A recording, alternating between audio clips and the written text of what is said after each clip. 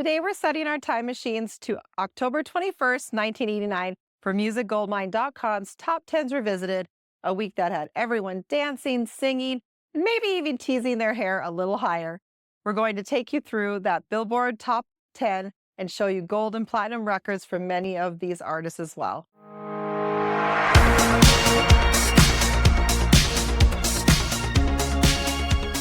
Brandy from MusicGoldmine.com here. Welcome back to the channel. Set your clocks back to October 21st, 1989 because we're counting down the top 10 songs of the week with some cool trivia, fun backstories, and incredible record awards. So let's get ready to go back in time. Kicking us off at number 10 is When I Looked at Him by Exposé. Released in 1989, the track became one of Exposé's signature ballads. Coming off their second album, What You Don't Know, this song captured the softer, more romantic side of the trio, known for their dance pop hits like Point of No Return and Come Go With Me. Songwriters Louis Martinet and Diane Warren were masters of crafting hits that stick in your head. Martinet, who also produced much of Exposé's music, knew how to balance emotional ballads with their high-energy tracks. And if you recognize Diane Warren's name, it's because she's written for everyone, from Aerosmith to Celine Dion. Exposé was the first girl group to have 4 top 10 hits from a debut album. Yep, When I Looked at Him proved their popularity wasn't just about dance tracks. The album What You Don't Know would be certified gold in the US. Sliding into number 9 is Bust a Move by Young MC. Bust a Move was Young MC's breakout hit and a defining track of late 80s hip-hop. It hit number 7 on the Billboard Hot 100 and even snagged a Grammy for Best Rap Performance in 1990. This song was one of the first to take rap to mainstream audiences, proving that hip-hop could be fun, funky, and full of storytelling. Let's talk about that iconic bass line. It's funky, it's infectious, and it's courtesy of Flea from Red Hot Chili Peppers. That's right. Flea laid down the bass for this track, adding the funk that makes Bust a Move groove. This crossover of rap and funk set the stage for some of the genre-blending music we still love today. Young MC wrote the lyrics in just 2 hours. Talk about hitting the creative jackpot. The storytelling is so relatable that it's no wonder the song has stood the test of time. Bust a Move has been featured in tons of movies, TV shows, and even commercials. This song is basically a time capsule of party vibes, and it never fails to get people moving. Did you know Young MC's real name is Marvin Young? He was only 22 years old when he recorded this song. Oh, and he's not just a rapper. He's a college graduate with a degree in economics from USC. Smart and talented. He also wrote the number 3 hit, Funky Cold Medina, for Tone Loc. Bust a Move would be certified platinum, selling more than 1 million copies. Embracing the number 8 spot is Babyface with It's No Crime. Released in 1989, this song was a major hit for Babyface, reaching number 7 on the Billboard Hot 100 and claiming the top spot on the R&B charts. This was the song that made it crystal clear Babyface wasn't just an incredible producer and songwriter, he was a solo star in his own right. This guy is a legend in the music industry. He's written and produced hits for Whitney Houston, Toni Braxton, Boyz II Men, and the list goes on and on. But with It's No Crime, Babyface proved he wasn't just a behind-the-scenes genius. He could command the spotlight too. This song was featured on his second solo album, Tender Lover, which is full of hits. If you haven't heard it yet, you're missing out on some pure 80s and early 90s R&B gold. Babyface co-produced the track with his longtime collaborator, L.A. Reid. Together, these two were an unstoppable force, shaping the sound of R&B in the late 80s and early 90s. Babyface's nickname came from Bootsy Collins, who thought he had a youthful, boyish charm. Pretty fitting, right? The album Tender Lover would be certified 3 times platinum. Rockin' in at number 7 is Lovin' in an Elevator by Aerosmith. This rock classic hit the airwaves in 1989 as the lead single from Aerosmith's Pump album. The song skyrocketed to number 5 on the Billboard Hot 100 and became a massive hit on rock radio. Aerosmith proved they weren't just 70s legends, that they could dominate the 80s too. And let's not forget the iconic music video directed by Marty Kellner. It had everything: a glamorous department store, a raucous party vibe, and Steven Tyler's larger-than-life energy. So where did this wild idea come from? Well, Mr. Tyler himself. He once shared that the song was inspired by a real-life encounter in, well, you guessed it, an elevator. During a hotel stay, Tyler got caught in an intimate moment with a fan. The experience sparked the now iconic line, "Living it up while I'm going down." Classic Tyler, right? Only he could turn an elevator ride into an innuendo-laced, chart-topping rock anthem. By the late 80s, Aerosmith was in the middle of an epic comeback. Their Pump album brought back the raw energy and swagger that made them legends in the first place. The album went on to sell over 7 million copies in the US alone. It included other hits like Janie's Got a Gun and What It Takes. But Love in an Elevator was the track that set the tone. If you've ever seen Aerosmith perform this song live, you know it's an absolute showstopper. The energy, the crowd interaction, and Tyler's charisma, it's like a rock and roll elevator ride straight to the top floor of awesome. No wonder they're one of the greatest live rock bands of all time.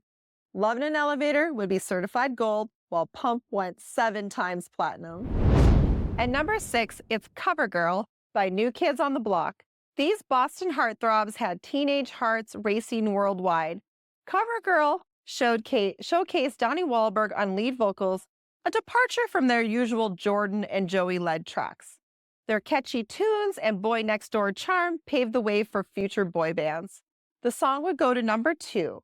Let's talk about the Cover Girl music video. It's 80s perfection. You've got the New Kids rocking leather jackets, giving their signature boyish smiles, and of course, serenading fans with heart-melting looks. And remember those shots of the band playing to massive crowds? Those scenes were just for show. By this point, New Kids on the Block were selling out arenas worldwide. The video perfectly captures their larger-than-life popularity at the time. Hangin' Tough, the album that features Cover Girl, won the American Music Award for Favorite Pop Rock Album in 1990. Cover Girl is more than just a love song. It's a time capsule of an era when boy bands ruled the charts and made us believe in pure, feel-good pop. Whether you're an OG fan or discovering the New Kids for the first time, this track will always bring a smile to your face. Cover Girl would be certified gold and Hangin' Tough 8 times platinum. Rolling into number 5, we have Mixed Emotions by the Rolling Stones. Mixed Emotions came out in 1989 as the lead single from the Stones' Steel Wheels album. Now, why was this track such a big deal? Well, it symbolized the reunion of Mick Jagger and Keith Richards after years of tension. These two had been at odds during the mid-1980s, and things got so bad they weren't even writing together. But Mixed Emotions changed all that. It started as a song Keith Richards was working on, Mick heard it, added his own spin, and voila, a hit was born. The lyrics are basically about reconciling, not just in relationships, but also in friendships. And yes, it's impossible not to think of the Jagger-Richards dynamic when you hear lines like, "Button your lip, baby, button your coat." Keith even joked that the song could have been called Mixed Emotion. Talk about a sense of humor, right? It climbed to number 5 on the Billboard Hot 100 and became one of the band's biggest hits of the decade. It also proved that the Rolling Stones still had their magic touch after decades in the business. And critics? They loved it. Many praised the track for its energetic vibe and catchy chorus. And let's not forget the Steel Wheels tour. This was a massive global event and one of the biggest tours of the 80s. The band played to packed stadiums and fans absolutely loved it. The Steel Wheels album would be certified 2 times platinum. And number 4, it's Listen to Your Heart by Roxette. This hit was released in 1989 as the 3rd single from Roxette's Look Sharp album. The Swedish duo, made up of the late Marie Fredriksson and Per Gessle, had already wowed the world with their hit, The Look. But Listen to Your Heart? This song took things to a whole new level. It became their 2nd number 1 hit in the US, cementing their place as international pop stars. Per once said that the song was meant to feel timeless, something that could be played in a small, intimate setting or in a massive arena. And honestly, doesn't it feel like it was made for belting out in the car during a rainy day? Admit it. We've all done it. And get this, Marie once said that performing this song live was one of her favorite moments during concerts. She could feel the connection with the audience as they sang along. It was like sharing a universal heartbreak anthem. When Listen to Your Heart hit the charts, it took over in a big way. It reached #1 on the Billboard Hot 100, making Roxette the first Swedish act to achieve this feat twice. They had already done it with The Look, and this just proved they were here to stay. The album Look Sharp would be certified platinum in the US. Gliding in at #4 is Sowing the Seeds of Love from Tears for Fears. This was the lead single from Tears for Fears' third studio album, The Seeds of Love. Released in 1989, the song was written by Roland Orzabal and Kurt Smith as a response to political and social issues of the time. Feeling a little deja vu with the lyrics? That's because they're heavily inspired by the Beatles' Sgt. Pepper's Lonely Hearts Club Band. From the psychedelic sound to the layered production, this track is a nod to 60s era protest music. Orzabal specifically wrote the song as a reaction to Margaret Thatcher's leadership in the UK. The line, "Politician Granny with your high ideals," yeah, that's no coincidence. You've got a mix of styles, psychedelic rock, pop, and even a little jazz influence all rolled into one glorious 7-minute anthem. Tears for Fears were known for their polished, synth-heavy sounds in earlier hits like Shout and Everybody Wants to Rule the World. But with Sowing the Seeds of Love, they went full experimental. The song reached #2 on the Billboard Hot 100 in the US. Oh, and get this, Paul McCartney himself reportedly loved the track. If a Beatle gives you a thumbs up for channeling their vibe, you know you've done something right. The album The Seeds of Love would be certified platinum. Embracing the second spot is Love Song by The Cure. Written by Robert Smith for his wife Mary Poole, it's one of the most personal tracks in The Cure's discography. Smith wrote it as a wedding gift, and let's be honest, that's setting the bar pretty high for romantic gestures. Robert and Mary met as teenagers and have been together ever since. That's right, behind the eyeliner and moody vibes is a guy who's been head over heels for decades. Released in 1989 as part of The Cure's legendary album Disintegration, Love Song stood out for its simplicity and sincerity. At this point, The Cure was known for their dark, atmospheric sound with tracks like Pictures of You and Lullaby. But Love Song, it was a direct, emotional love letter that still perfectly fits within the album's dreamy aesthetic. It became The Cure's biggest US hit, peaking at #2 on the Billboard Hot 100. Modern artists have also embraced it. Remember Adele's cover on her 21 album? Her version gave the song a soulful, stripped-down twist that introduced it to a whole new audience. And don't forget the 311 cover. From goth clubs to wedding playlists, this song just works.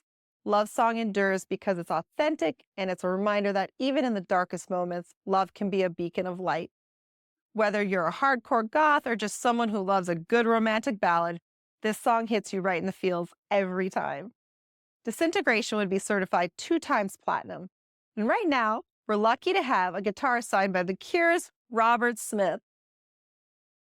Topping the chart at #1 for the week ending October 21st, 1989 is Janet Jackson, Miss Jackson If You're Nasty, with Miss You Much. Released in 1989, it was the first single from Rhythm Nation 1814, which went on to become one of the best-selling albums of 1989.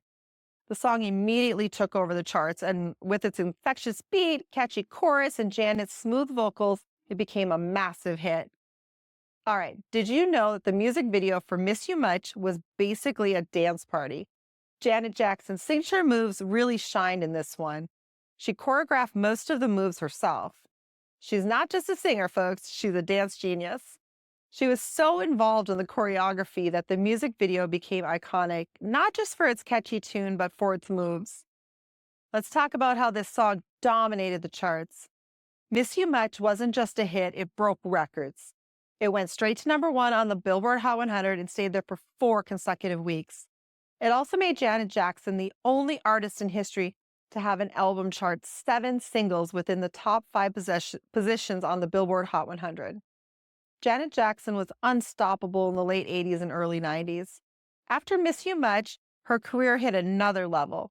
Not only was she dominating radio, but she was changing the music video game too. Miss You Much helped pave the way for Rhythm Nation 1814 to go platinum and eventually be inducted into the Grammy Hall of Fame.